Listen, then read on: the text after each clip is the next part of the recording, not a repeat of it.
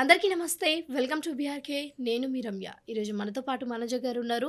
రీసెంట్‌గా జరిగిన ఇష్యూస్ అన్నిటి గురించి కూడా ఒక అవగాహన తెప్పించి, ఒక మోటివేషన్ ఇచ్చే ప్రయత్నం అయితే చేస్తున్నారు. సో, ముందుగా నమస్కారం అండి. ఎలా ఉన్నారు? నమస్తే రమ్య. బాగున్నాను. హ్మ్.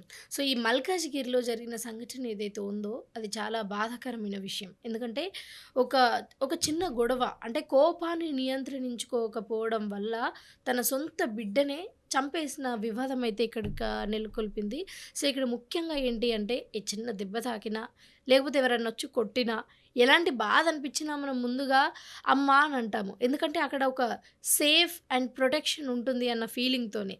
అలాంటి అమ్మే ఏదో చిన్న కోపంతోని ఇంట్లో గొడవ పెట్టుకొని, ఆ ఫ్రస్ట్రేషన్ తీసుకొనొచ్చి ఒక 6 ఏళ్ల, 7 ఏళ్ల పాప మీద చూపిస్తే అక్కడ దారుణంగా చనిపోవడం అయితే జరిగింది. సో, అసలు ఈ సిట్యుయేషన్ ఎలా చూడాలి? ఎందుకు ఈ కోపాన్ని కూడా కంట్రోల్ చేసుకోలేని పరిస్థితి నెలకొంటుంది ఇలాంటి సమాజంలో. ఇలాంటి సంఘటనలు ఇంతకు ముందు కూడా చాలాసార్లు నేను మాట్లాడడం జరిగింది రమ్య. హ్మ్. నా బాధ ఏంటంటే పిల్లలు ఏం పాపం చేశారు? హ్మ్. తల్లిదండ్రుల మధ్య గొడవలు వస్తాయి. అత్తలకి కోడళ్ళకి వస్తాయి. అమ్మతో కూడా కూతురికి గొడవలు ఉంటాయి. హ్మ్. ఎన్నున్నా కూడా చంటి బిడ్డలని కూడా చూడకుండా వీళ్ళ కోపాన్ని హ్మ్. ఆ భర్త మీద ప్రదర్శించలేక బిడ్డల మీద ప్రదర్శించి హ్మ్. వాళ్ళ జీవితాన్ని చిన్న వయసులోనే చిదిమేస్తున్నారు. హ్మ్. ఎంత బాధాకరమైన విషయం అంటే 7 ఏళ్ల పాప, బాబు అనుకుంటాను. హ్మ్. పాప. పాప. హ్మ్. 7 ఏళ్ల పాపని హ్మ్. మూడో అంతస్తు నుంచో, నాలుగో అంతస్తు నుంచో మూడో కింద అంతస్తు. పడేసేంత పగ బిడ్డల మీద ఎందుకు పెంచుకుంటున్నారో ఎంతోమంది లోకంలో బిడ్డలు లేక హాస్పిటల్స్ చుట్టూ తిరుగుతున్నారు. లక్షలు ఖర్చు పెడుతున్నారు. బాబాల దగ్గర పోయి విభూదులు పెట్టించుకుంటున్నారు. హ్మ్. ఎక్కడెక్కడో దేవాలయాలకెళ్ళి పూజలు చేసుకుంటున్నారు. బిడ్డల కోసం ఎంతో కష్టపడుతున్నారు. హ్మ్. నేననేది అది. ఎవరి నమ్మకం వాళ్ళది. కానీ ఈరోజు అటువంటి ఒక చిన్న బిడ్డని చంపకపోతే వాళ్ళనెక్కడన్నా ఎవరికైనా ఇచ్చినా కూడా పెంచుకుంటారు గదా! మీకంత భారం అనిపించినప్పుడు. హ్మ్. అలా కాకుండా మీ ఇద్దరి మధ్య వచ్చేటువంటి అంటే భార్యాభర్తలిద్దరి మధ్య వచ్చే గొడవలకి హ్మ్. అసలు చూడండి, ఒక చిన్న పాప, బాబు గాని, పాప గాని, ఇద్దరు భార్యాభర్తలు, ఎవరైనా సరే ఇద్దరు వ్యక్తులు హ్మ్. భార్యాభర్తలనే కాదు. హ్మ్. అమ్మమ్మ, తాతయ్య గావచ్చు, నానమ్మ, తాతయ్య గావచ్చు, అత్త, మేనత్త, మేనమామ, ఎవరైనా ఇద్దరు గొడవ పడుతున్నారనుకోండి, హ్మ్. ఆ పిల్లలు విచిత్రంగా చూస్తారు. హ్మ్. కొన్ని సందర్భాలలో ఏడుస్తారు కూడా. ఏడుస్తారు. ఎందుకంటే వాయిస్ వాళ్ళకి లో వాయిస్ మాత్రమే వాళ్ళు ఇష్టపడతారు. హ్మ్. అంటే వాళ్ళ దృష్టిలో ఏందంటే లో వాయిస్‌లో మాట్లాడితే, మెల్లిగా మాట్లాడితే ప్రేమగా ఉన్నట్టు వాళ్ళు భావిస్తారు. హ్మ్. అదే వాయిస్ కొంచెం రైజ్ చేసి మాట్లాడితే దండిస్తున్నారు. మనం చూడండి, పిల్లలు ఏదన్నా ముట్టుకోకూడనివి ముట్టుకుంటే అంటాం గట్టిగా. హ్మ్. అనంగానే ఏంటి, గొంతులో కొంచెం హై పిచ్ ఒస్తది. హై పిచ్ రాంగానే వాళ్ళేం చేస్తారు, తగ్గిపోతారు. హ్మ్. అంటే ఏంటి, ఆ వాయిస్‌కి వాళ్ళు హ్మ్. భయపడతారు. నాదో డౌటమ్మా. ఇప్పుడు కనీసం ఆమె మూడో అంతస్తుకి తీసుకొనెళ్ళి తోసినప్పుడు గూడా, కింద పడుతున్నప్పుడు గూడా అమ్మ అని అరిచుంటది కదా! అది ఆ బిడ్డ పడినప్పుడు, లేచినప్పుడు, కూర్చున్నప్పుడు, అన్నం కావాలన్నప్పుడు, బయటికెళ్తున్నప్పుడు అమ్మ కొంగు పట్టుకొని అమ్మ అనే ఎమ్మట పడతాడు గానీ, హ్మ్. ఇంక వేరే పదం చెప్పడు. అమ్మ లేకపోతే మమ్మీ అంటారు. హ్మ్. ఈ 2 పదాలే వాడతారు. హ్మ్. అలాంటి బిడ్డని తోసేసి హ్మ్. వాడి చేత బలవంతంగా అమ్మ అనిపించుకుంది గదా! ఇప్పుడు. హ్మ్. పడేసేటప్పుడు అమ్మ అని అరుస్తాడు. హ్మ్. అప్పుడైనా కనికరం ఉండదా వీళ్ళ తల్లిదండ్రులకి, హ్మ్. ఆ తల్లికి అంటే ఇప్పుడు కనికరం? ఆ పాపని తీసుకొని పోయి థర్డ్ ఫ్లోర్ నుంచి దొబ్బేసాక ఆ కోపం అంతా కంట్రోల్‌లోకొచ్చేస్తుందా? కంట్రోల్ కాదు. ఎమోషనల్ అయిపోతారు. ఏం జరుగుతుందో తెలియని పరిస్థితి. హ్మ్. ఆ ఉద్రేకంలో చేతిలో ఏది ఉంటే అది తీసేస్తారు. అంటే పిల్లలు ఇప్పుడు వస్తువులాగా అయిపోయారనమాట హ్మ్. మనుషులకి. అంటే అంటే ఇలాంటి సిట్యుయేషన్స్ చేసే వాళ్ళకి సైకలాజికల్‌గా ఏమన్నా ప్రాబ్లమ్స్ సైకలాజికల్‌గా కూడా ఎఫెక్ట్ ఉండొచ్చు. కానీ మనం ఇప్పుడు దాన్ని మనం ఇక్కడ బేస్ చేయలేము. ఎందుకంటే అన్నీ తెలుసు వాళ్ళకి ఏం జేస్తున్నారో. హ్మ్.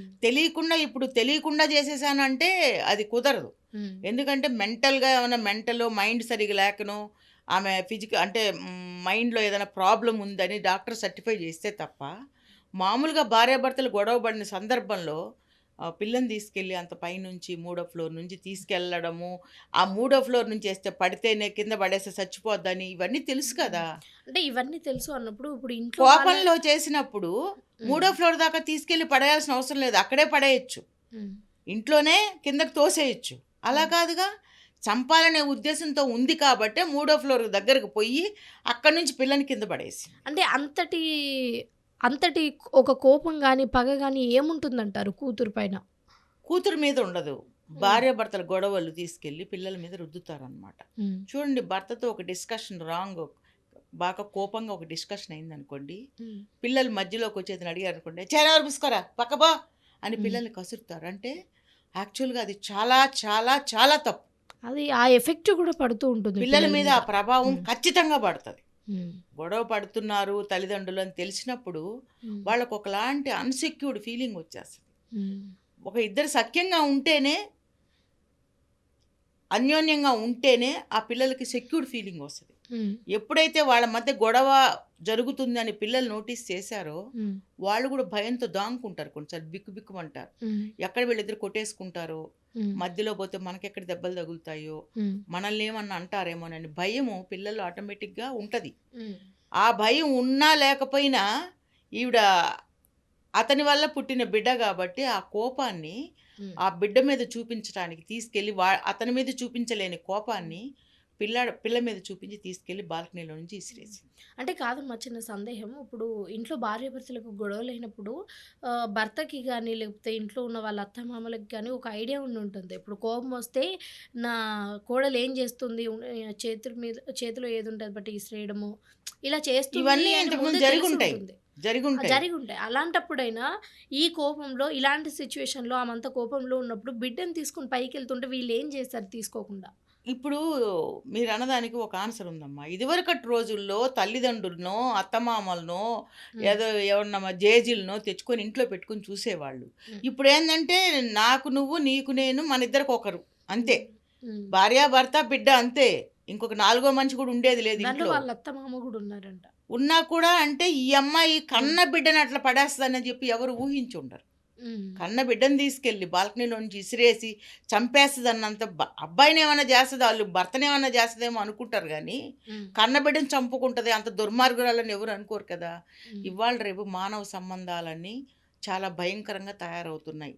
అంటే ఎవరికి వాళ్ళు, వాళ్ళని వాళ్ళు కూడా హింసించుకుంటున్నారు. ఇదివరకటి రోజుల్లో ఎదుటోడిని చంపేయడం, ఈ మధ్య కాలంలో ఎదుటోడిని చంపడం, పక్కోడిని చంపటం, బ్యాట్లు పెట్టి కొట్టటం ఇవన్నీ చేసేవాళ్ళు. హ్మ్. ఇప్పుడు వాళ్ళని వాళ్ళు కూడా హింసించుకుంటున్నారు. హ్మ్. అంటే మనిషికి ముఖ్యమైంది సెల్ఫ్ లవ్. హ్మ్. ముందు మనల్ని మనము ఎవరికి వాళ్ళము మనల్ని మనము ప్రేమించటం మొదలుపెట్టినప్పుడు మాత్రమే హ్మ్. అవతల వాళ్ళ మీద మనకు ప్రేమ అనేది ఉంటుంది. హ్మ్. మన మీద మనకే శ్రద్ధ లేదు. హ్మ్. బిడ్డల మీద ఎక్కడ శ్రద్ధ వస్తుంది వాళ్ళకి? హ్మ్. గొడవలు, ఈగో ప్రాబ్లమ్స్. హ్మ్. నువ్వెంత అంటే నువ్వెంత. హ్మ్. ఆ గొడవలకి కారణాలు ఏమైనా ఉండొచ్చు. హ్మ్. ఈ విషయంలో మీరు అన్నారు కదా ఇందాక, అది నిజమే.